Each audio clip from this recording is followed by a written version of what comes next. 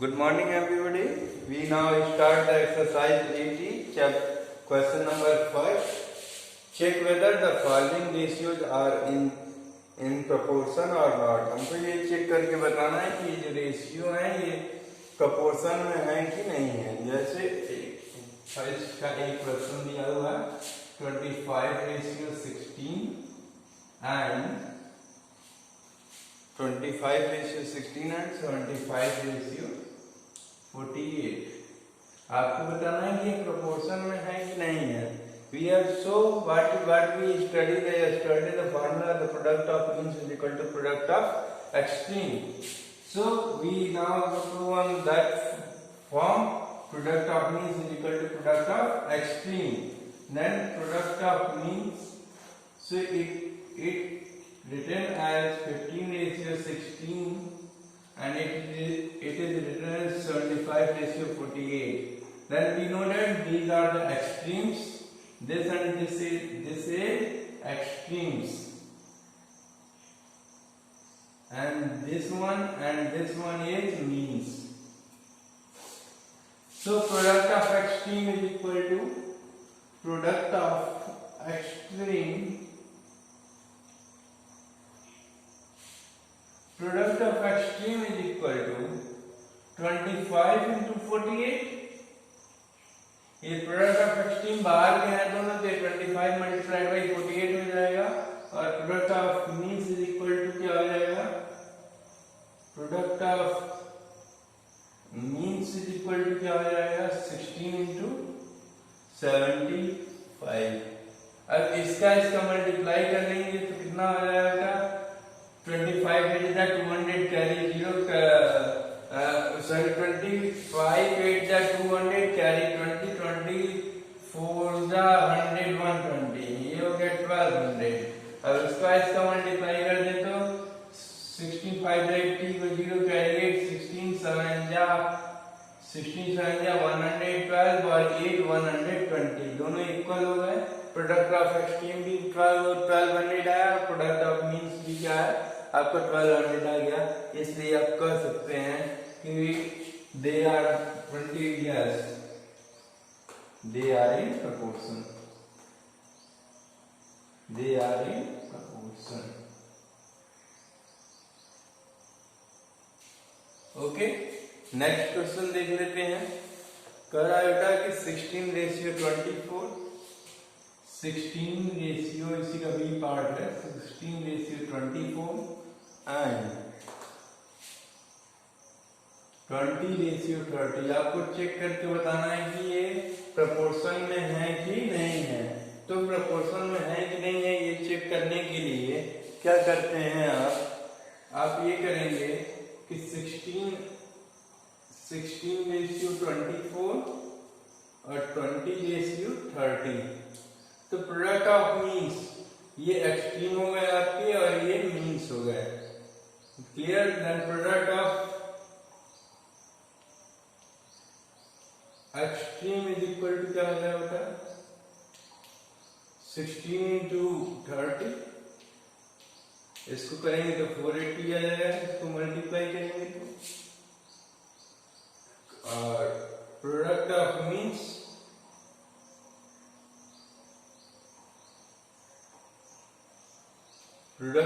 क्या होता है? 24 into 20, 24 into 20, ये भी आ गया बेटा 480। दोनों के दोनों इक्वल हो गए। Then you consider yes they are in proportion. ये क्या है? प्रोपोर्शन में। क्लियर? नेक्स्ट क्वेश्चन की तरफ मूव करते हैं। जो बचता है आप घर पे कर लेंगे। नेक्स्ट क्वेश्चन आगे चलते हैं, क्वेश्चन नंबर 2 पे। सेकंड का ये था, find which of the following sets of a number are in proportion. आपको बताना है कि कौन से फॉलोइंग सेट का नंबर जो है ये प्रोपोर्शन में है। क्लियर? 14 7 9 और 18 ये पूछ रहा है कि ये क्या प्रोपोर्शन में है कि नहीं है। प्रोपोर्शन का मतलब इन दोनों का रेशियो क्या है, आपस में बराबर है कि नहीं है। तो इसको आप क्या करेंगे कि जैसे लिखा हुआ है 14 7 9 8, इसको लिख लेंगे 14/7 और ये इसको लिख लेंगे 9/18। ओके, आपके पास जो रेशियो बन जाएंगे आप इसको क्या करेंगे कि एक product of means is equal to product of extreme कर लेंगे। तो प्रोडक्ट ऑफ मीन्स क्या हो जाएगा, product of means is equal to 7 into 9 is equal to 63 and product of extreme is equal to क्या हो जाएगा, product of extreme is equal to 14 into 18 then 18 4 22 2 carry 7 18 1 18 7 250 25। देखिए ये 63 है और ये 1, ये दोनों इक्वल नहीं है तो आप क्या कर देंगे कि the set of the no they are no the sets of a number are not in proportion. Clear. Next question देखते हैं। नेक्स्ट क्वेश्चन है 12 16 बी वाला है 12 16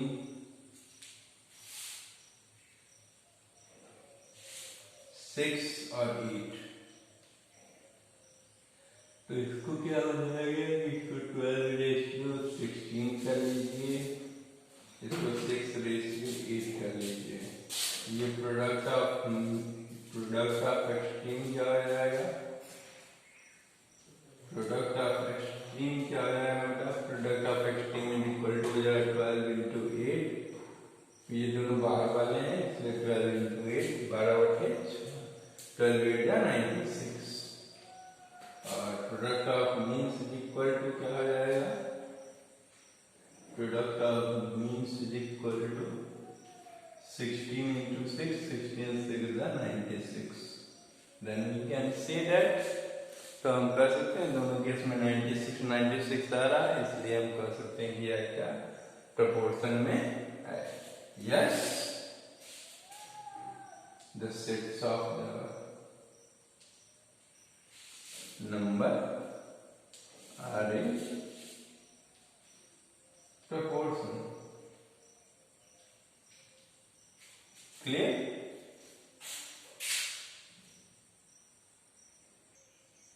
सेकेंड का सी वाला भी दिया हुआ है बेटा 4 7 9 17 4 7 9 17। इसको चेक करके आपको बता देना कि ये प्रोपोर्शन में है कि नहीं है। तो इसको बताने के लिए क्या कर देंगे बेटा 4/7 और ये 9/17। तो प्रोडक्ट ऑफ मीन्स और प्रोडक्ट ऑफ एक्सट्रीम निकाल लेंगे। तो प्रोडक्ट ऑफ एक्सट्रीम क्या हो जाएगा, product of extreme is equal to 4 into 17। Product of extreme is equal to 4 into 17 is equal to 68 और product of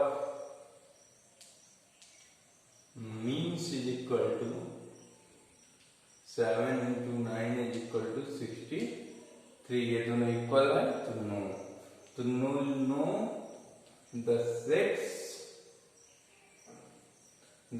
sets of a number are not in proportion। Okay, clear?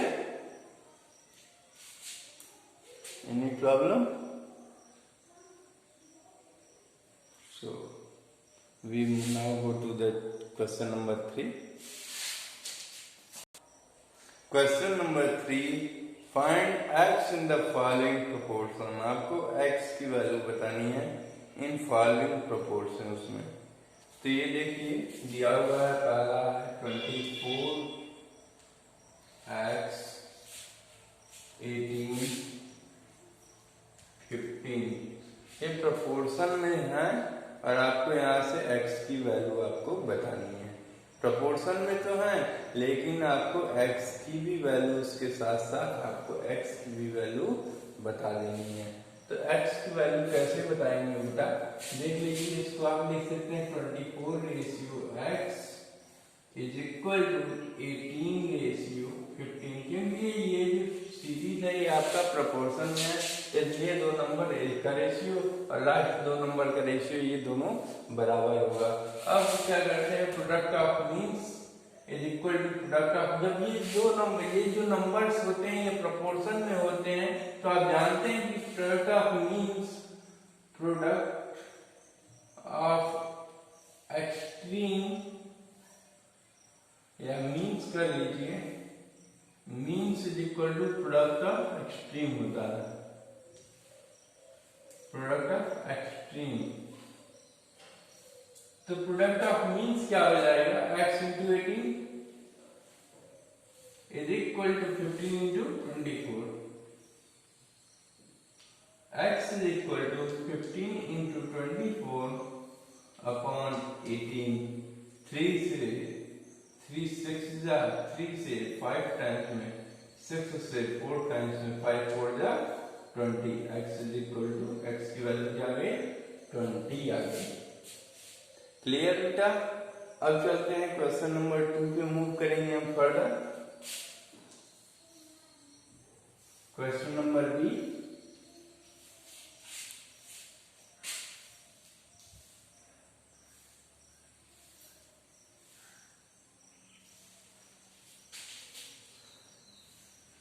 question number B says that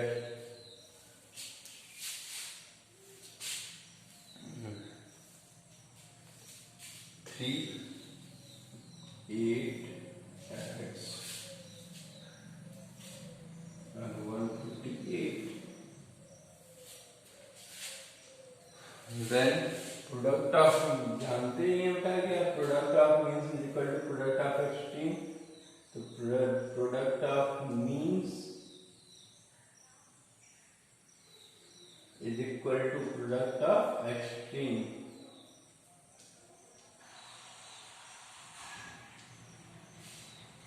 तो product of means क्या हो जाएगा, 8 into x, 8 into x is equal to 128 into 3, 128 into 3।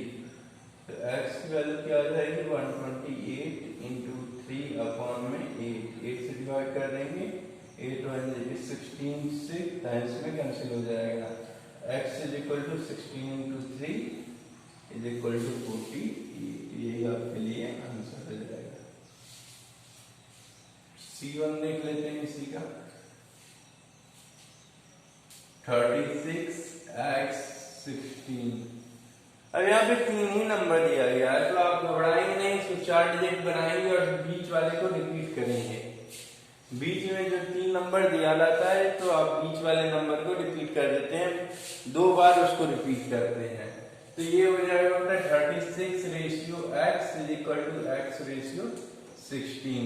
तो product of means is equal to product of extreme करेंगे तो ये x square is equal to 36 into 16 हो जाएगा। जब देखिए यहाँ पे स्क्वायर होता है, स्क्वायर को जब x की वैल्यू बनानी है तो इधर भी हमको स्क्वायर बनाना पड़ेगा। तो स्क्वायर बनाने के लिए क्या करेंगे, x इज इक्वल टू इधर जब ले जाएंगे तो ये अंडर रूट में हो जाता है। तो ये हो गया 36 into 16। x is equal to, ये 36 को क्या लिख सकते हैं हम, 6 इंटू 6 इंटू 16 को क्या लिख सकते हैं, 4 इंटू 4।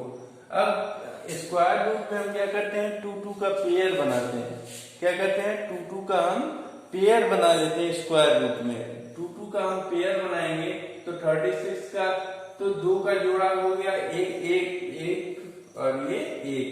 तो x की वैल्यू क्या हो जाएगी, एक जोड़ा बनाया 6 का तो एक जोड़, वो जोड़ा बनाया तो 1 6 आएगा और 4 का भी जोड़ा बनाया तो अकेले 4 आएगा। अंडर रूट क्या है, लेफ्ट कर गया, वो हट गया। तो x की वैल्यू क्या आ जाएगी 24, यही आपका आंसर हो गया। डी वाला क्वेश्चन देख लेते हैं यहीं पे। डी वाला है क्वेश्चन 15 इंटू 40, 15 45 और x। तो मैंने आपको बताया था बेटा कि ये बीच वाला नंबर ही रिपीट करेगा, बीच वाला ही नंबर क्या करेगा, वो रिपीट करेगा। तो इसको आप लिख सकते हैं 15:45 is equal to 45:x। Is it clear बेटा? Then you can say that कि 15 into x is equal to 45 into 45. x is equal to 45 into 45 upon 15.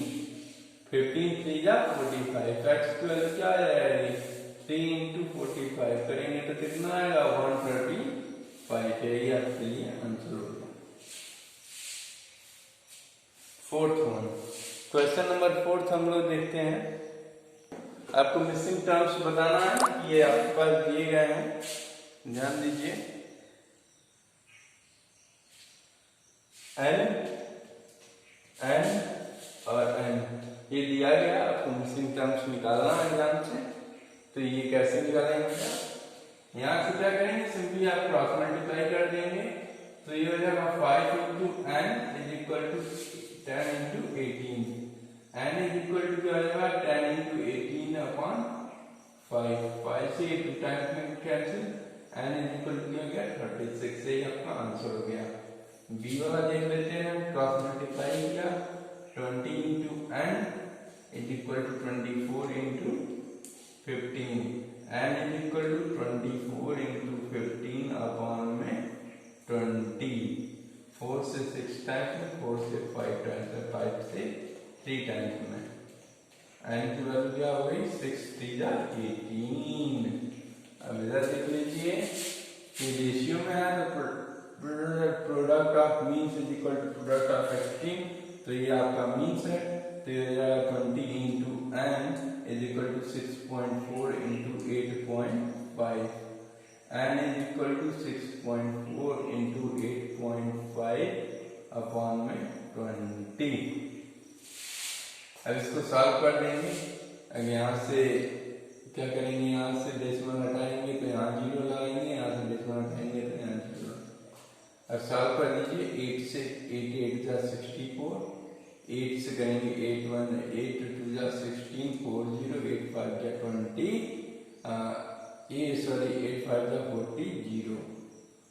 Clear? ये 8 बचा हुआ है। अब इधर 5 से कर दीजिए, 5 1 जा 5, 5 7 जा 35, 5 से करेंगे तो ये 50 टाइम्स में। अब ये 8 से डिवाइड हो रहा है तो 8 से करेंगे 2 से कर देंगे 4 टाइम्स में, 2 से कर देंगे 25 टाइम्स में। तो ये हो गया 68 upon 25। यही n की वैल्यू हो गई है। इसको डेसिमल में कन्वर्ट कर देंगे तो 25 2 जा 50, 8 0 18 हो जाएगा 0 और 25 का 150 75.0 लगभग वही आपका आंसर हो जाएगा। नेक्स्ट क्वेश्चन की तरफ चलते हैं। ये आप इसको करेंगे तो 25 50 8 0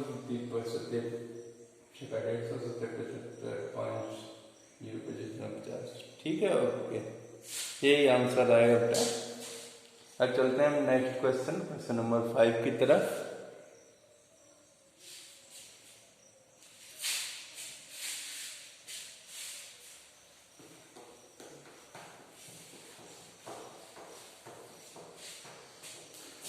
Question number 5 says that set up all proportion from number।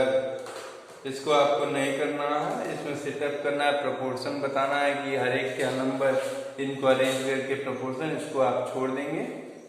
6 question देखिए। The ratio of length of the school ground to the its breadth is 5:3। Find its length. The width of the ground is 45 metre. कराए play ground का, school का जो play ground के जो dimension का ratio था वो था 5:3 का। इज इट क्लियर ना? कर 5:3 प्ले ग्राउंड का डायमेंशन है। अगर if the width of the play ground is sir अगर ब्रेथ जो है 45 दिया हुआ है, 45 मीटर का है, तो लेंथ क्या होगा? क्लियर बेटा? तो ऐसे क्वेश्चनों को सॉल्व करने के लिए हम क्या करते हैं कि इसमें हम अब सपोज कर लेंगे कि लेंथ जो है वो 5x है और ब्रेथ जो है वो 3x है। ये क्वेश्चन नंबर बेटा आपका 6 है। इसको सपोज कर लेंगे, suppose length be 5x and breadth B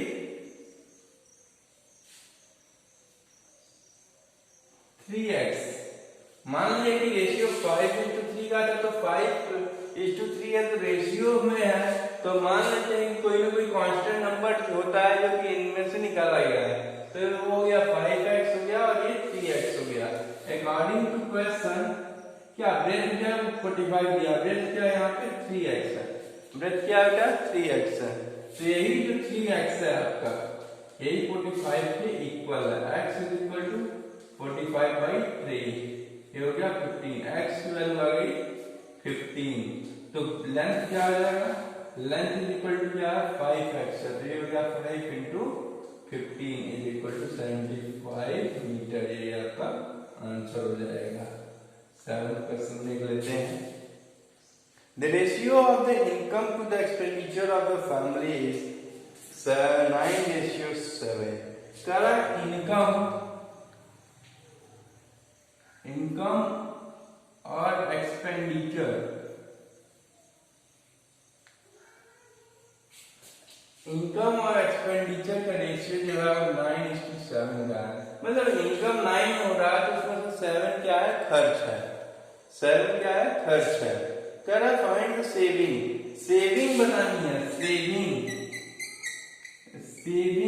क्या होगा, जबकि इनकम जो है 18,000 को, इनकम जब 18,000 रुपीज होती है, तो सेविंग क्या होगी ये आपको बता देना है।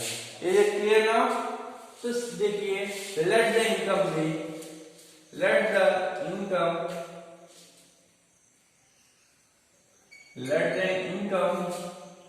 And expenditure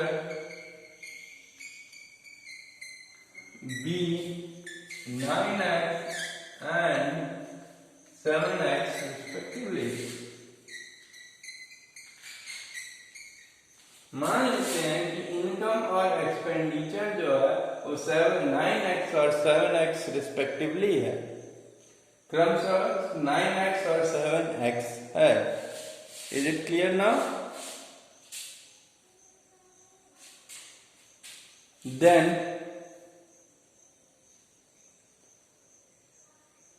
saving is equal to, saving क्या हो जाएगा बेटा, सेविंग जो होगा वो सेविंग क्या हो जाएगा, इनकम में से एक्सपेंडिचर को घटा दिया जाता है, वही सेविंग होता है। सेविंग इज इक्वल टू क्या हो जाएगा, 9x minus 7x is equal to, saving कितने का हो रहा है, 2x का सेविंग हो रहा है। Is it clear now? 2x का उसने सेविंग कर लिया। Is it clear? तो अब कह रहा है कि इनकम जो है वो 18,000 रुपीज है और इनकम क्या है, 9x है। तो अकॉर्डिंग टू क्वेश्चन 9x जो होगा वो 18,000 के इक्वल हो जाएगा। x is equal to 18,000 by 9 से 2,000 कैंसिल हो गया, x की वैल्यू आ गई 2,000 और सेविंग क्या है आपकी, सेविंग जो है वो 2x है, is equal to 2 into 2,000 is equal to 4,000। यही आपका आंसर हो गया। Is it clear now?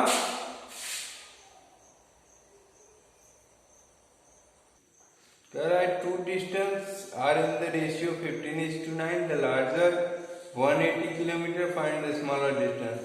कह रहा है 15:9 में है और लार्जर कितना है, 180 किलोमीटर है, तो स्मॉलर क्या होगा।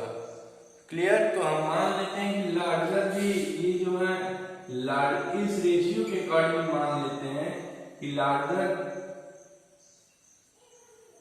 लार्जर हो गया 15x और स्मॉलर हो गया 9x।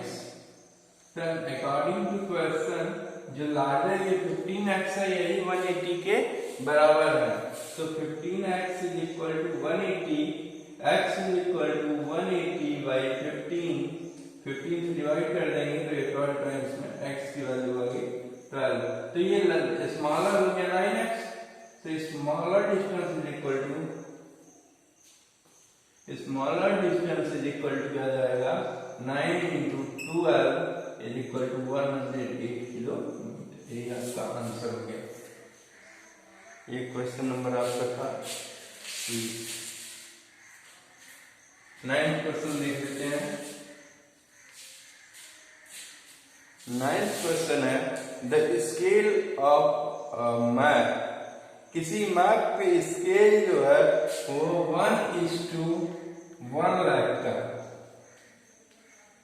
1:1 लाख का है। In kilometre the length of the road is represented by 4.7 centimetre long on the map.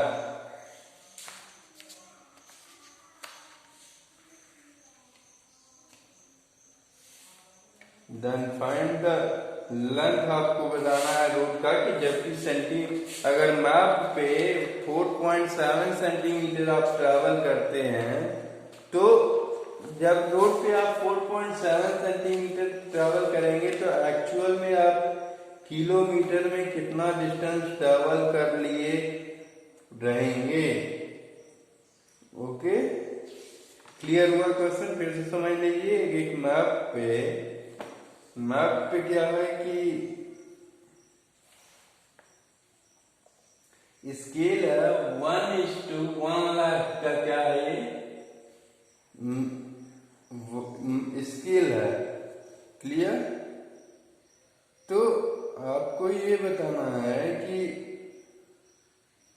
कि जो स्केल होता है वो क्या होता है बेटा कि ये जो सेंटीमीटर में है 1:, इतना ये भी सेंटीमीटर में है, ये भी सेंटीमीटर में है, क्योंकि जो मैप पे डिस्टेंस है वो सेंटीमीटर में, मतलब 1 सेंटीमीटर आप ट्रैवल करोगे मैप पे, गूगल मैप पे अगर 1 सेंटीमीटर ट्रैवल करोगे तो एक्चुअल में आप 1 लाख सेंटीमीटर आप ट्रैवल कर रहे हो। मतलब 1 लाख सेंटीमीटर में मतलब क्या हो जाता है कि 1 lakh centimetre is equal to आपका हो जाएगा 1 2 3 4 5 1 लाख सेंटीमीटर बराबर होता है आपका, हमको लग रहा है कि 1 किलोमीटर हो जाएगा। ठीक, एक इतने सेंटीमीटर बराबर होता है 1 किलोमीटर। दैट मींस कहने का मतलब ये है यहाँ पे कि अगर आप मैप पे 1 सेंटीमीटर चलते हैं तो आप एक्चुअल में 1 किलोमीटर चलते हैं।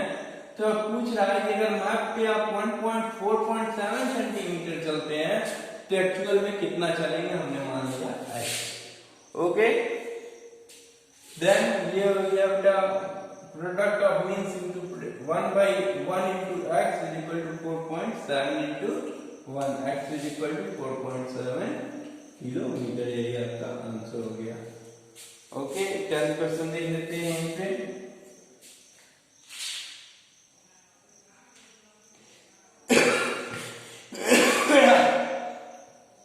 A scale of a floor plan is 1:250। किसी भी फ्लोर का एक प्लान का जो रेशियो है 1:250 है। Find the dimension of the room which measures 2 centimetre by 1.5 centimetre on the plan. अगर कोई भी डायमेंशन बताना है रूम का, जब अगर सेंटीमीटर जो डायमेंशन ऑफ द एक्चुअल में रूम का बताना है, जो कि प्लान में वो कितने थे, प्लान में वो कितना शो कर रहा है 2 सेंटीमीटर बाई 1.5 सेंटीमीटर शो कर रहा है, तो ये एक्चुअल में कितना होगा। Okay, it is clear now. तो देख लेते हैं इसको। ये क्या है 1:250। ओके, और एक्चुअल में ये मतलब कि क्या है आपका लेंथ अपॉन ब्रेथ का ये रेशियो है 1/250। तो मान लेते हैं कि लेंथ एक्चुअल लेंथ आपको पता नहीं है, तो मान लेते हैं एक्चुअल लेंथ x हो गई और ब्रेथ जो है ये इतना x हो गया। क्लियर? और यही आपको एक्चुअल लेंथ हो गया और यही जो है आपका, मान लेते हैं कि लेंथ जो है x हो गया और ब्रेथ जो है 250x हो गया। इट इज क्लियर ना? अब कह रहा है कि अब डायमेंशन ऑफ द रूम क्या होंगे, डायमेंशन ऑफ रूम क्या होंगे जब वो एक्चुअल मेजर किया जा रहा है 2 सेंटीमीटर और 1.5 सेंटीमीटर, तो एक्चुअल डायमेंशन क्या होगा? तो 1 ये देखिए 2 सेंटीमीटर 2:1.5 सेंटीमीटर है ये। तो अगर 1.5 सेंटीमीटर ये भी 2 सेंटीमीटर, तो इसको आप 2:3/2 लिख सकते हैं, लिख सकते हैं ना? तो इसको क्या करेंगे बेटा कि 2 को यहाँ मल्टीप्लाई अगर इसको इक्वल कर दें तो 4:3 आ गया। दैट मीन्स अगर 4:3 रहेगा तब इसका डायमेंशन, एक्चुअल रूम का डायमेंशन क्या होगा? तो इसके लिए क्या करेंगे बेटा कि एक्चुअल लेंथ पूछ रहा है, 4 ये है 3 ये है, तब के लिए क्या करेंगे हम? दैट मीन्स ये कुछ इस प्रकार से था कि जब मैप पे आप 1 सेंटीमीटर चलोगे तो एक्चुअल में 250 सेंटीमीटर आपका एक्चुअल लेंथ जो होगा, जब मैप पे 1 सेंटीमीटर होगा तो एक्चुअल लेंथ जो होगा 250 सेंटीमीटर का एक्चुअल लेंथ वो ट्रेवल कर लिया रहेगा। देन लेंथ आपको बताना है, लेंथ जब कराए तो स्केल पे 2 सेंटीमीटर होगा तो एक्चुअल में जब 1 सेंटीमीटर था तो वो 250 सेंटीमीटर एक्चुअल था। तो जब स्केल पे 2 सेंटीमीटर है तो एक्चुअल लेंथ क्या हो जाएगी उसकी? एक्चुअल लेंथ इक्वल टू क्या हो जाएगा 2 × 250 centimetre is equal to 500 centimetre. इसको लिख सकते हैं आप 5 मीटर। अब एक्चुअल ब्रेथ क्या होगा? Actual breath